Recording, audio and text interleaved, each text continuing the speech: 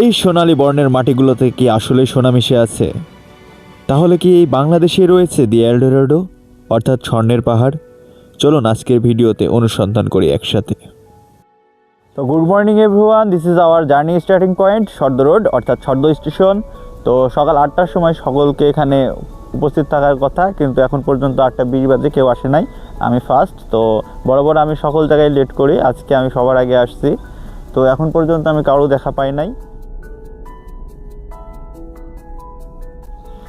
দেখেন কেমনটা লাগে, 8:45-এ আসতে 5 মিনিটের মধ্যে ট্রেন আসবে, আর আমাকে আসতে বলছে 8টায়। আমি সেই 7:50 থেকে স্টেশনে বসে আছি। হ্যাঁ, এই সুন্দর রাস্তায় পথ চলতে চলতে চলুন ইতিহাস জেনে আসি। যেহেতু আমরা বরেন্দ্রভূমিতে যাচ্ছি, সেহেতু আমাদেরকে অবশ্যই বরেন্দ্রভূমির ইতিহাসটা জানা উচিত।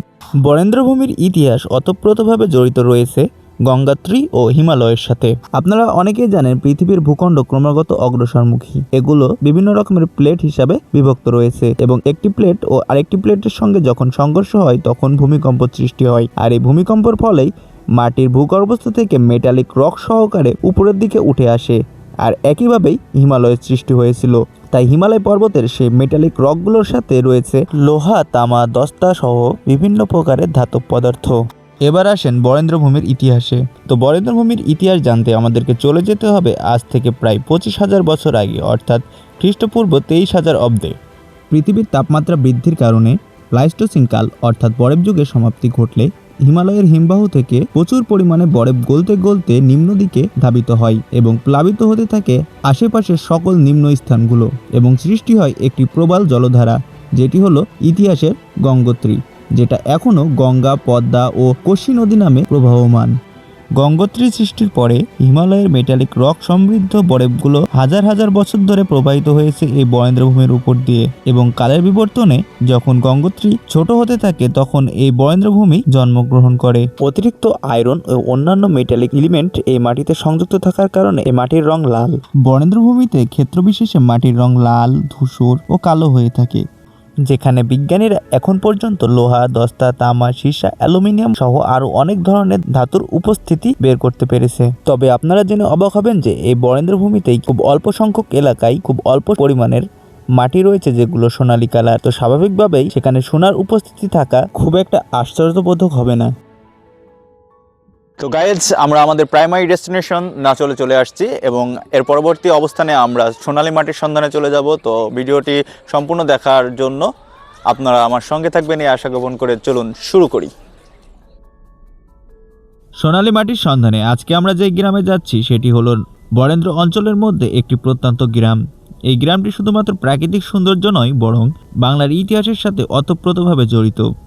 এই গ্রামেই গড়ে উঠেছিল আমাদের ইতিহাসের সাঁওতাল বিদ্রোহ নামক সেই তেভাগা আন্দোলন, যার নেতৃত্বে ছিল আমাদের ইতিহাসের সূর্যকন্যা ইলামিত্র।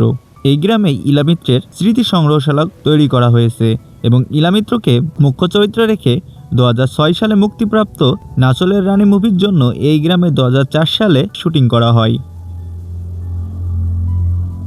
আজকে আমরা এসেছি সোনালী মাটির সন্ধানে চাঁপাইনবাবগঞ্জ জেলার নাচল উপজেলার রাউতারা গ্রামে। এই গ্রামটি শুধুমাত্র প্রাকৃতিক সৌন্দর্যের জন্য নয়, বরং এখানকার মানুষ, এখানকার আবহাওয়া, এখানকার ফসল এবং অবশ্যই এখানকার মাটির জন্য বিখ্যাত। চলতে চলতে কিছু কথা না বললেই নয়, যেমন এই গ্রামের রাস্তা দিয়ে আপনি যতক্ষণ যাবেন ততক্ষণ আপনার 90 দশকের গ্রাম বাংলার ঐতিহ্য আপনার চোখে ফুটে উঠবে।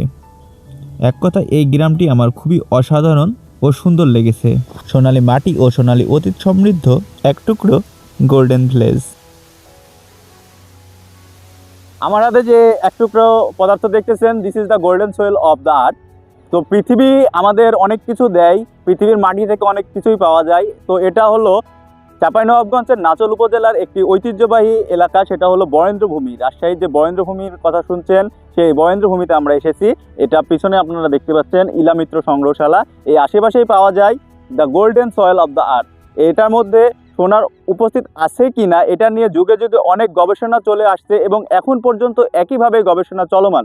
তো আসলে এখন পর্যন্ত এটার মধ্যে সোনার উপস্থিতি পাওয়া যায় নাই, তবে মাটিটা দেখেন সম্পূর্ণ গোল্ডেন কালার। আশেপাশে যে মাটিগুলো আছে সব কিছুই গোল্ডেন। তো এর মধ্যে আসলে কিছু সোনা আছে কি নাই এটা নিয়ে এখনও গবেষণা চলছে। আর যদি এখানে সোনা থাকে তাহলে এই Barendrabhumi will be the next Eldorado of the earth.